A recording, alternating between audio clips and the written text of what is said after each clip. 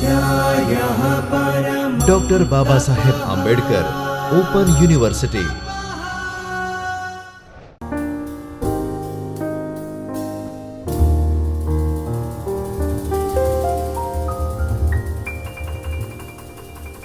Greetings to students. Doctor Baba Saheb Ambedkar open university તરફથી તમારું બધાનું હું અભિવાદન કરું છું. SY BAના જો તમે સ્ટુડન્ટ્સ હો, મુખ્ય વિષય અર્થશાસ્ત્ર તમે પસંદ કર્યો હોય તો તમારું પેપર 5 આવે છે આંકડાશાસ્ત્રીય રીતો અને મોજણી પદ્ધતિઓ. ઘણી વખત તમે અને હું આર્ટ્સની વિદ્યાર્થીને, એટલે આપણે ગણિતથી તો પીછો છોડીને કોલેજમાં અથવા તો ઉચ્ચ અભ્યાસ કરવા માટે આવેલા હોઈએ, ત્યાં તમને થયું હશે કે આ ફરીથી આંકડાશાસ્ત્ર મારી સાથે, અને તે પણ કમ્પલસરી સબ્જેક્ટ તરીકે. પણ અહીંયા આપણું જે ફર્સ્ટ સેશન જે તમને સૌથી પહેલાં કહું છું એ એટલા માટે છે કે તમને આંકડાશાસ્ત્રનો પરિચય કરાવું. હું એ પરિચય એટલા માટે સારી રીતે કરાવી શકીશ કે હું પણ તમારી બધાની જેમ જ આ વિષયને પહેલાં ઓળખતી ન હતી, અને મારો પછીનો એના સાથેનો પરિચય છે એ ઘણો જ ફ્રૂટફુલ રહ્યો, અને મને ઘણા સારા પરિણામ મારી પરીક્ષામાં પણ મળ્યા. તો આપણે આ જે અભ્યાસ કરવાના છીએ એ વિષય તમે ફરીથી જુઓ, એના એક એક શબ્દો સાથે હું તમારો પરિચય કરાવું. આંકડાશાસ્ત્રનો તો આપણે પરિચય કરવાના જ છીએ.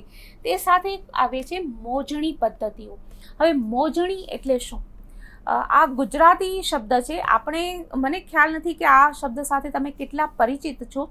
કદાચ આપણે એ શબ્દનો ઓછો એટલો ઉપયોગ કરીએ છીએ. જનરલી આપણે એના બદલે એક વર્ડ ઇંગ્લિશમાં યુઝ કરીએ છીએ, સર્વે. આપણે સર્વે કર્યો, રાઈટ? એ બધાનો સર્વે કરવો એટલે શું કે જે તે બાબત વિશે આખું એના વિશેની માહિતી, ઇન્ફોર્મેશન્સ આપણે એકઠી કરીએ, એ આપણે સર્વે કર્યું કહેવાય. એની વિગતો ભેગી કરીએ, એને નોંધીએ કોઈ પણ રીતે, તો એ સર્વે કહેવાય. સર્વેક્ષણ શબ્દ પણ આપણે એ ક્યારેક ક્યારેક ઉપયોગમાં લઈએ છીએ. તો એ કઈ રીતે કરીએ છીએ, એની પદ્ધતિઓ કઈ કઈ છે, કયા કયા પ્રકારો છે, એ પણ તમારા આ પેપરમાં આવવાનું છે. એટલે આંકડાશાસ્ત્રીય રીતો અને મોજણી પદ્ધતિઓ એ વિશે આપણે કહીએ છીએ. હવે એક તમને સૌથી પહેલાં આમ તો મારે કહેવાનું એવું હોય કે તમારો અનુભવ શું થશે એ મને તમે જણાવજો. પણ મારો અનુભવ હું તમને કહું તો જ્યારે તમે થિયરીનો અભ્યાસ કરીને થોડાક ફ્રેશ થવા ઈચ્છતા હો કે ચાલો એવું કોઈક પેપર કરીએ કે જે હસતા રમતા રિલેક્સ રહીને કરી શકાય, તો એ પેપર છે તમારું આ પેપર 5, આંકડાશાસ્ત્રીય રીતો અને મોજણી પદ્ધતિઓ. એનું કારણ છે કે એમાં એવું એક્ઝેક્ટલી કંઈ યાદ રાખવાનું કે તમારા મનને તમારું થોડુંક સ્ટ્રેસ ફીલ થાય એવું કંઈ નથી.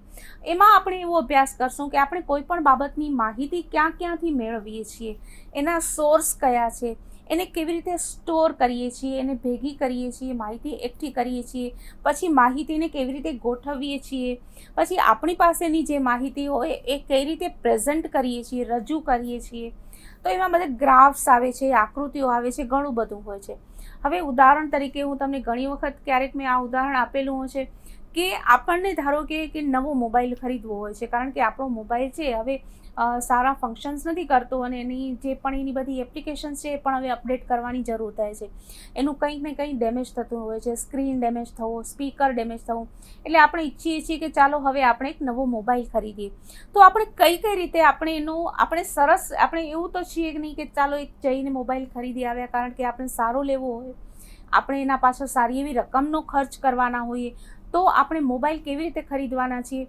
તો સૌથી પહેલાં તો આપણે આપણા મિત્રને, બેનપણી કે ફ્રેન્ડ કે જે હોય એને પૂછીએ, આપણા કઝિન્સને પૂછીએ, રાઈટ? આપણા પડોશીને પૂછીએ કે મારે મોબાઈલ મારો ખરાબ થયો છે, તો અત્યારે કયો તમે લોકો યુઝ કરો છો, તમે કોઈ નવો લીધો છે, એવો કયો નવો છે એ મને બતાવશો.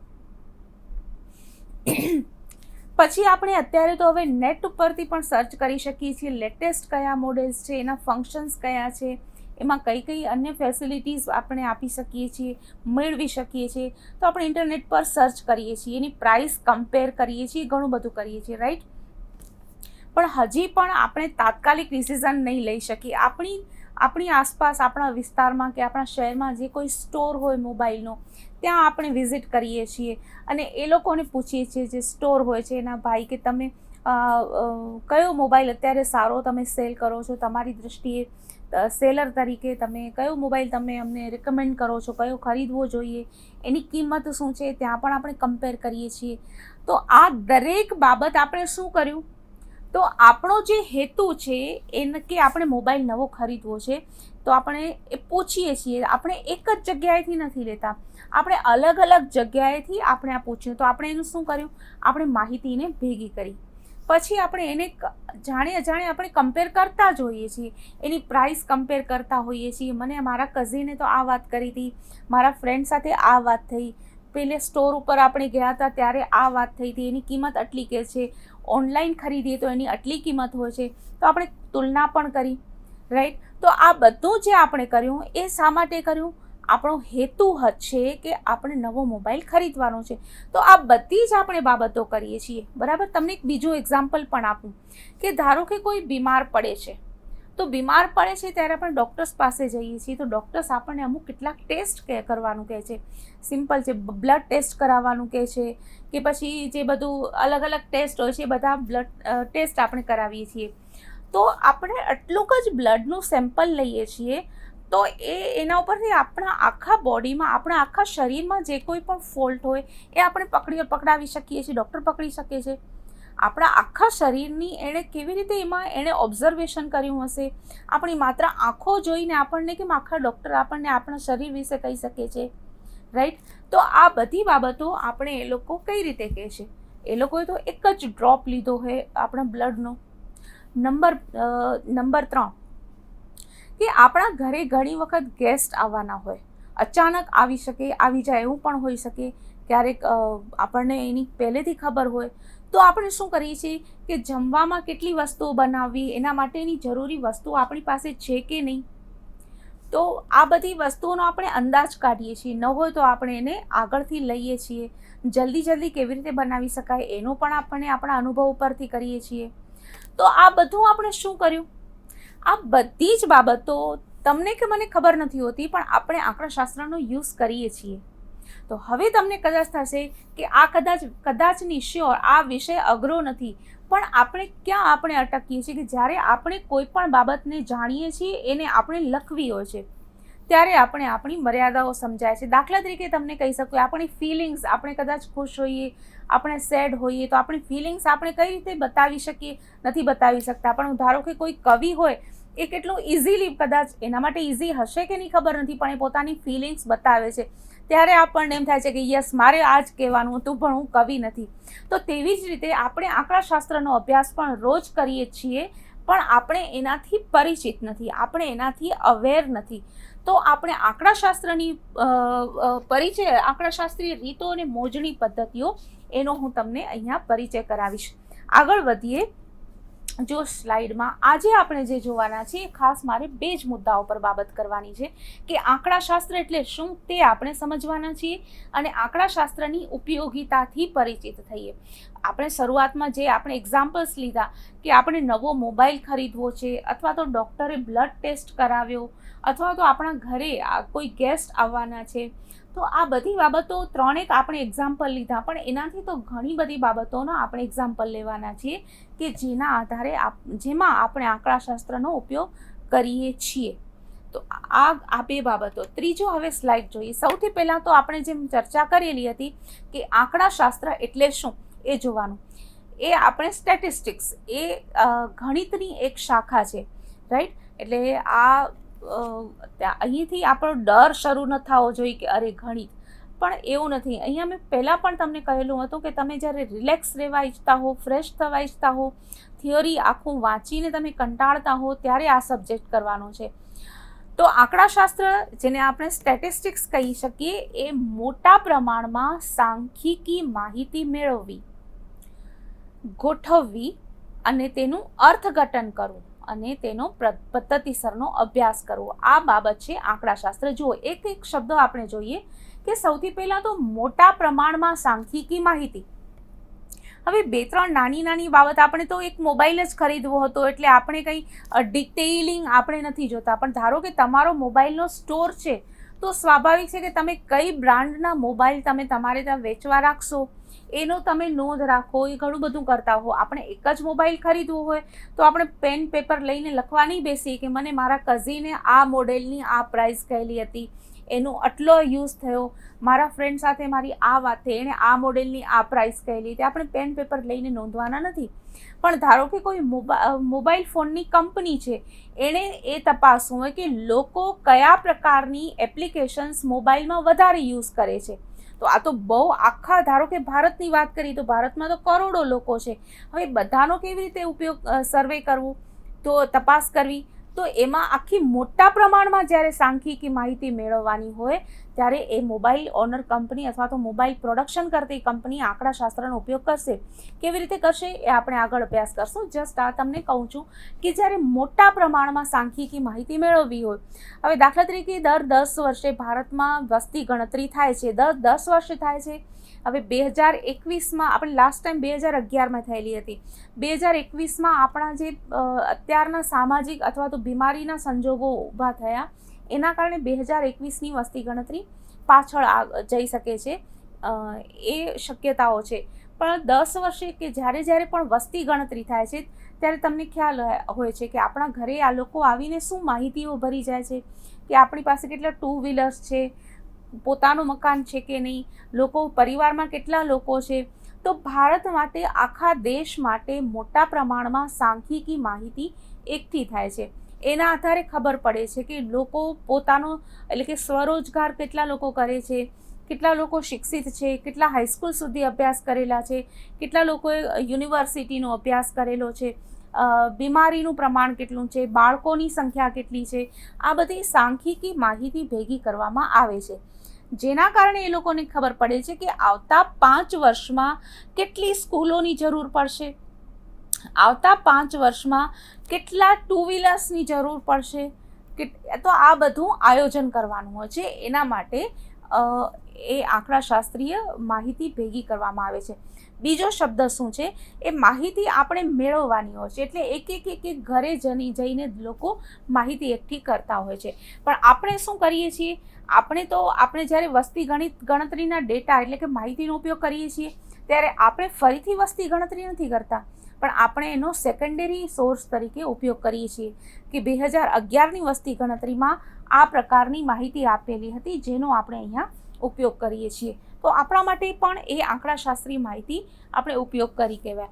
પછીનો શબ્દ છે એને ગોઠવવાની હોય છે. તમે વિચાર કરો, આખા ભારતની વસ્તી ગણતરી થાય એને કેવી રીતે ગોઠવવી.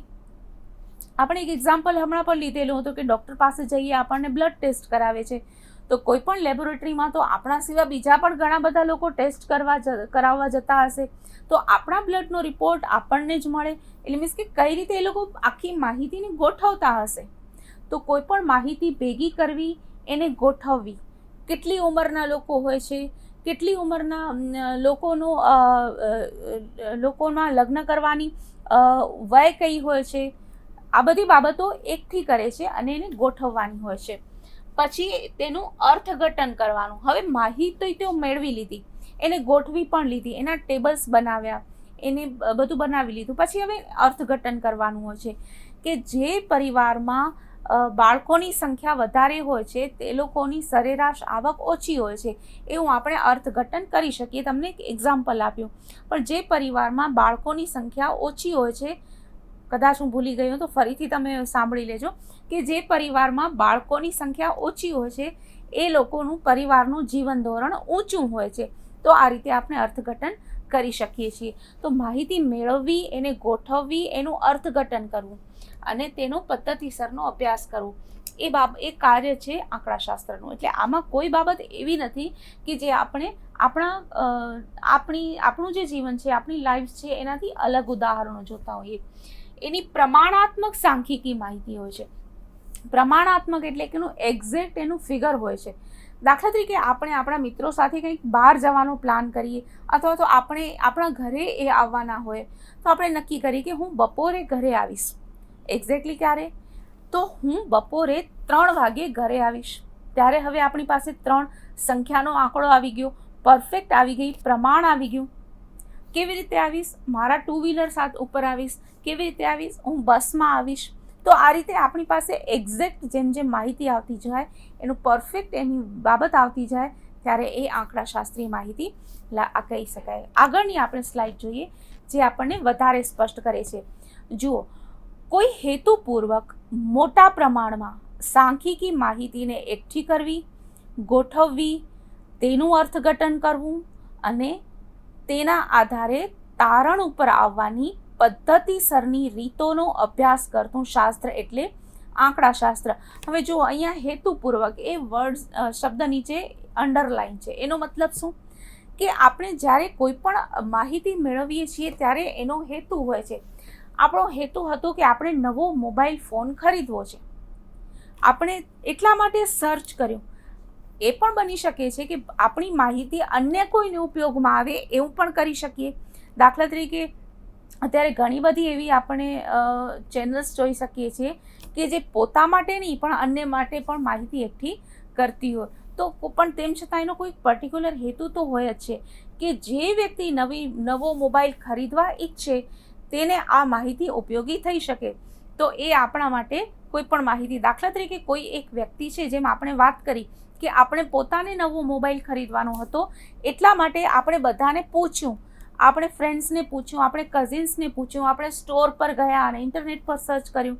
હવે આ આખી પ્રક્રિયાને 5 મિનિટના વિડીયો બનાવીને આપણે યુટ્યુબ પર મૂકીએ તો અન્ય કોઈ પણ વ્યક્તિએ અને કોઈ પણ બાબતમાં સર્ચ કર્યા વગર એ આપણી માહિતીનો ઉપયોગ કરી શકે છે. તો એ સેકન્ડરી માહિતી થઈ. હવે આ રીતે જ્યારે પણ કોઈ માહિતી હોય હેતુપૂર્વકની, અને આપણે તો એક જ બાબત જોઈ, પણ એ જ્યારે મોટા પ્રમાણમાં સાંખ્યિકી માહિતી હોય, દાખલા તરીકે ભારત સરકાર દ્વારા કરવામાં આવતી વસ્તી ગણતરી, દાખલા તરીકે ભારત સરકાર દ્વારા કૃષિ ઉત્પાદનના મેળવવામાં આવતા આંકડા, અથવા તો કોઈ મોબાઈલ ફોનનું પ્રોડક્શન કરતી કંપની દ્વારા કરવામાં આવતો સર્વે. તો જ્યારે મોટા પ્રમાણમાં સાંખ્યિકી માહિતીને એકઠી કરવામાં આવતી હોય, પછી તેને ગોઠવવાની હોય, એટલે એ બહુ મોટા પ્રમાણમાં હોય તો એનું અર્થઘટન કરવાનું હોય. એના માટે ઘણા બધા ટૂલ્સ, સાધનોનો પણ ડેવલપ કરવામાં આવ્યા છે. એટલે ઘણું બધી ઇઝી બની ગયું છે ટેકનોલોજીને કારણે. અને પછી આપણે અર્થઘટન ઉપર આવીએ છીએ. આપણે એક એક્ઝામ્પલ દઈએ કે આપણે એવી રીતે કેમ ખબર પડી શકે કે જ્યારે બજારમાં વસ્તુની કિંમત વધે છે ત્યારે વસ્તુની માંગ ઘટે છે. જ્યારે કોઈ પરિવારમાં ઓછા બાળકો હોય, એનું જીવન ધોરણ ઊંચું હોય છે, તો આપણને કેમ ખબર પડી? તો આપણે બધી માહિતી ભેગી કરી હોય, આપણે એટલે આપણાથી પહેલાં ઘણા લોકોએ આ માહિતી ભેગી કરી હશે. માહિતી ભેગી કરી હોય, એને ગોઠવી હોય, અર્થઘટન કર્યું હોય અને તારણ ઉપર આવ્યા હોય. તો આ જે સ્ટેપ્સ છે એ પણ તમારે ગોખવાની જરૂર નથી, તમને ઇઝીલી યાદ પણ રહી શકશે.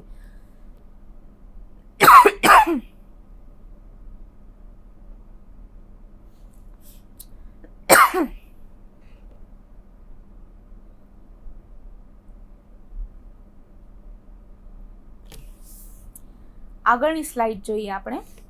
તો આંકડાશાસ્ત્રનો ઉપયોગ કોણ કોણ કરે છે એ આપણે એક્ઝામ્પલ તો લીધા, કારણ કે આપણે માહિતી તો આપણે બધા એકઠી કરીએ જ છીએ અને આપણે બધા એનો ઉપયોગ કરીએ છીએ અને ગોઠવતા નથી. પણ જનરલી જાણે અજાણે આપણે કોઈ જગ્યાએ જવું હોય તો આપણે તપાસ પણ કરીએ છીએ કે આપણે બહાર જવું છે, ફોર એક્ઝામ્પલ કોઈ નવી જગ્યાએ, તો ત્યાં જવા માટે બસ જરૂરી મળી શકશે, ટ્રેન મળી શકશે કે આપણે પ્લેનથી જવાનું. તો આ બધી માહિતી આપણે મેળવીએ તો છીએ, પણ આપણી માહિતી પ્રમાણ નાનું હોય છે. એટલે આંકડાશાસ્ત્રનો ઉપયોગ અહીંયા થતો હોય એવું ન કહી શકાય, પણ એ પદ્ધતિ એ જ હોય છે, એનો હેતુપૂર્વકની માહિતી એ પ્રમાણે હોય છે. જો આંકડાશાસ્ત્રનો ઉપયોગ કોણ કોણ કરે છે એ આપણે જોઈએ. સૌથી પહેલાં તો સરકારી વિભાગો કરે છે. જેમ આપણે જોયું કે કેટલા રોડ બનાવવા, ફોર એક્ઝામ્પલ નવા રોડ, સડકો બનાવવી, એના માટે કેટલા સાધનોની જરૂર પડશે, કેટલા એન્જિનિયર્સની જરૂર પડશે, કેટલા વાહનોની જરૂર પડશે, આ બધો અગાઉથી અંદાજ પણ મૂકવાનો હોય છે. એટલા માટે સરકારની જે માહિતી એકઠી કરવાની રીત હોય છે, એટલે તો સરકારી વિભાગો છે એ દર 10 વર્ષે વસ્તી ગણતરી તો થતી જ હોય છે અને એ બધા એમાં માહિતીનો ઉપયોગ કરતા હોય છે. બીજો આપણે જોઈએ તો ઉત્પાદકો. તો બજારમાં હવે અહીંયા પણ જુઓ, તમે ધારો કે કોઈ એક નવી જગ્યાએ તમારો પોતાનો વ્યવસાય શરૂ કરવાના હો, તમારી કોઈ દુકાન શરૂ કરવાના હો, અથવા તો કોઈ તમારે ઇન્ડસ્ટ્રી ડેવલપમેન્ટ કરવી હોય, તો આ બાબતે તમે એક નવી જગ્યાનો તમે એનાલિસિસ કરશો કે કોઈ પણ પ્રદેશમાં કેટલી વસ્તી છે, વસ્તીનું વય જૂથ કેટલું છે. દાખલા તરીકે તમે એક મેડિકલ સ્ટોરનું શરૂઆત કરો તો તમને ખબર હશે કે ધારો કે આ વિસ્તારમાં ઓલ્ડ એજ લોકોનું પ્રમાણ વધારે છે, તો એ પ્રકારની દવાઓ વધારે વેચાશે, એ પ્રકારની કેમિકલ્સ વધારે વેચાશે. નાના બાળકો હોય તો નાના બાળકોને બીમારીઓને લગતી દવાઓ વધારે વેચાય.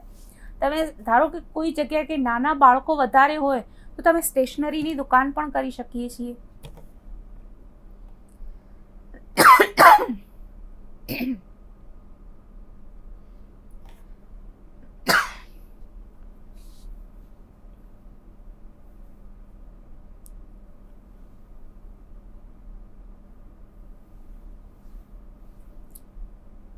તો આ રીતે બધા ઉત્પાદકો પણ સર્વે કરે છે કે આવતા દાખલા તરીકે 2001માં કેટલી વસ્તી હતી અને 2011માં કેટલી વસ્તી હશે, અથવા તો 2021માં કેટલી વસ્તી હશે.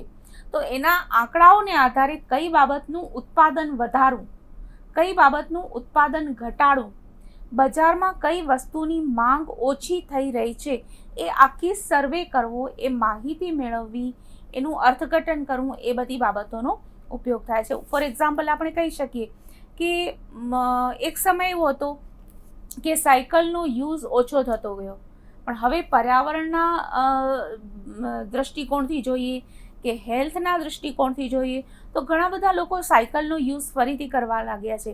તો ફરીથી સાયકલના પ્રોડક્શન કરવાવાળા, સાયકલનું વેચાણ કરવાવાળા, આ બધા જે ફેરફારો થઈ રહેલા છે એ માહિતીને ધ્યાનમાં લેશે અને તે પ્રમાણે પોતાનો વ્યવસાય શરૂ કરી શકે. એટલે સાયકલનું ઉત્પાદન વધારવું કે ઘટાડવું એ ડિસિઝન લેવાનો હોય તો લઈ શકાય. આગળ આપણે જોઈએ તો ત્રીજો મુદ્દો આવે છે સંરક્ષણ ક્ષેત્રે.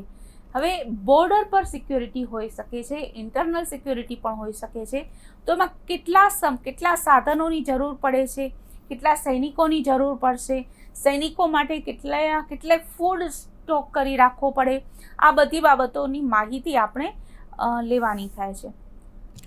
પછી જોઈએ આરોગ્ય ક્ષેત્રે. તો આપણે આરોગ્ય ક્ષેત્રનું તો ઉદાહરણ લઈ લીધેલું છે કે જ્યારે કોઈ પણ વ્યક્તિ બીમાર હોય છે ત્યારે એક તો એનું ફૂલ બોડી સ્કેનિંગ થતું હોય, અથવા તો બ્લડનો એક ડ્રોપ હોય, એના આધારે એનું બીમારીને ઓળખી શકાતી હોય.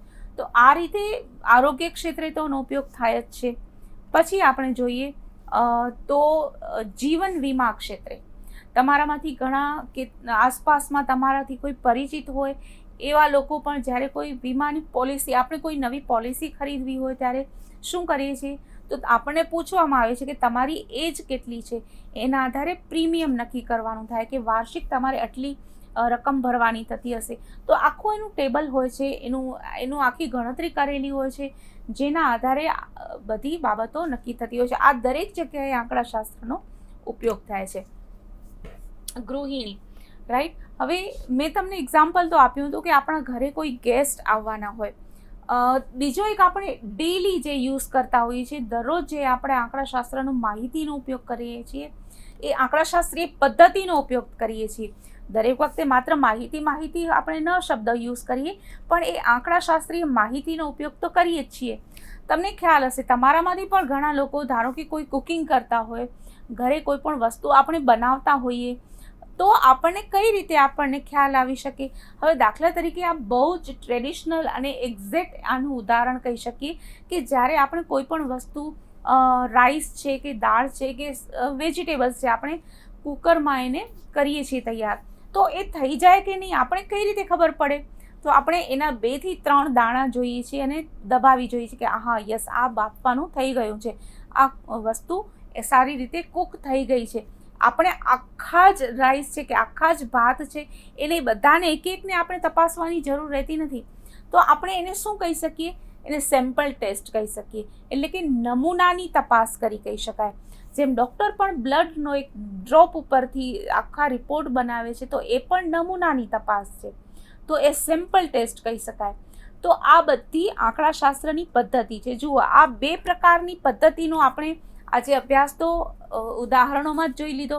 એક તો આપણે સેમ્પલ ટેસ્ટ, જેમ કે ડૉક્ટર્સ પોતાના પેશન્ટ છે એના એક બ્લડના રિપોર્ટના આધારનો સેમ્પલ, એક નમૂનો લઈને આખો અભ્યાસ કરે છે.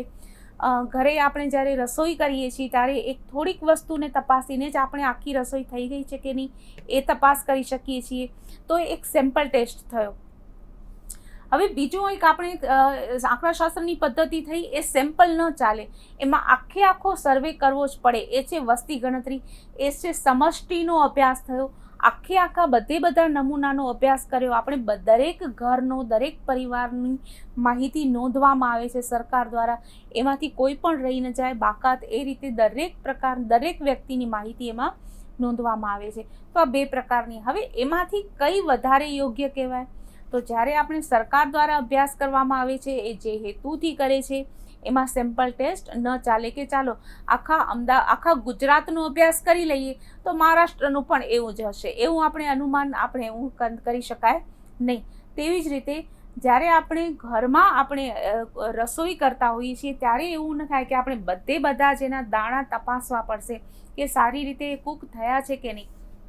તો આ બધી આપણે જ્યાં એક પદ્ધતિનો ઉપયોગ થઈ શકે એ જ હેતુ માટે આપણે બીજી પદ્ધતિનો ઉપયોગ કરી શકીએ નહીં. એક તમને એક્ઝામ્પલ પણ આપું કે જેમાં આપણે ઉત્પાદકો સર્વે કરે છે, અંદાજ લગાવે છે. તેવી રીતે ફોર એક્ઝામ્પલ આપણે લાઇટો અને બલ્બ્સનું ઉદાહરણ લઈએ. ધારો કે એક ફેક્ટરી છે, એમાં બલ્બ બને છે, ટ્યુબલાઇટ્સ બને છે. તો એ એક બલ્બ કેટલા કલાક સતત સળગી શકે છે, આપણને ગેરંટી આપવામાં આવે છે કે આની આટલી લાઇટ છે. આપણે કોઈ પણ નવી વસ્તુ ખરીદીએ તો એનું કેટલા વર્ષો સુધી કામ કરી શકે એ બધી આપણને. તો કોઈ એક ફેક્ટરીમાં નમૂના માટે એ 1 થી 2 કે 5, 10 બલ્બ્સ કન્ટિન્યુ સળગાવી શકાય કે ચાલુ રાખી શકાય. પણ તેથી જેટલા બલ્બનું પ્રોડક્શન થયું હોય એની ગુણવત્તા તપાસવા માટે બધા બલ્બ તો કન્ટિન્યુઅસ ચાલુ ન રાખી શકાય. તો આ રીતે જ્યાં નમૂનાની તપાસ થતી હોય ત્યાં નમૂનાથી જ તપાસ થાય છે. જ્યાં સમષ્ટિનો અભ્યાસ કરવો જરૂરી હોય ત્યાં સમષ્ટિનો જ અભ્યાસ થાય છે. આગળ જોઈએ તો આ ઉદાહરણ મેં તમને આપ્યા છે કે આ બધી જગ્યાએ આંકડાશાસ્ત્રનો ઉપયોગ થાય છે. તમને 7મો DIY એટલે કે ડુ ઇટ યોર સેલ્ફ, આ 2 એક્ઝામ્પલ તમે શોધી આવો કે 7મા અને 8મા નંબર પર કે ક્યાં આંકડાશાસ્ત્રનો ઉપયોગ થાય છે. આ છે મારી કોન્ટેક્ટની ડિટેલ્સ. ઈમેલ આઈડી મારું ખાસ નોંધી લેજો, kruti.chaya@boe.edu.in. એમાં ક્યાંય પણ ડોટની ભૂલ ન કરજો અને CHH છે એ પણ તમે ભૂલ ન કરજો. અધરવાઇઝ મને તમારો ઈમેલ મળી શકશે નહીં અને હું તમને રિપ્લાય કરી શકીશ નહીં. મારો બ્લોગ છે એની પણ તમે જરૂરથી વિઝિટ કરજો અને તમારી કોમેન્ટ મને જરૂર જણાવજો. તો આ રીતે તમે જોઈ શકો છો. હવે મને એ ખાસ કહેજો કે આંકડાશાસ્ત્ર વિશે તમારો પહેલાંનો અભિપ્રાય શું હતો? તમારામાંથી ઘણા વિદ્યાર્થીઓ આંકડાશાસ્ત્રનો અભ્યાસ 11મા 12મા ધોરણમાં સ્કૂલમાં કરીને આવ્યા હશે. એ લોકો માટે કંઈ પણ નવું નથી અને અઘરું પણ નથી. પણ જે વિદ્યાર્થીઓ માટે આંકડાશાસ્ત્ર પહેલી વખત અભ્યાસ કરવાની સ્થિતિ ઊભી થઈ છે એ લોકો માટે પણ કોઈ જ અહીંયા બીક રાખવાની જરૂર નથી. અને ખાસ આ ઘણો પ્લીઝન્ટ, આપણને રિલેક્સ કરે એવો સબ્જેક્ટ છે. તમને એક એ પણ બાબત કહી શકું કે આ સ્કોરિંગ સબ્જેક્ટ પણ કહી શકાય કે એમાં થોડીક તમે મહેનત કરશો તો તમારે એમાં સ્કોર તમે સરસ કરી શકશો કે જેથી કરીને ઓવરઓલ તમારા રિઝલ્ટ ઉપર પણ એની સારી અસર થઈ શકે.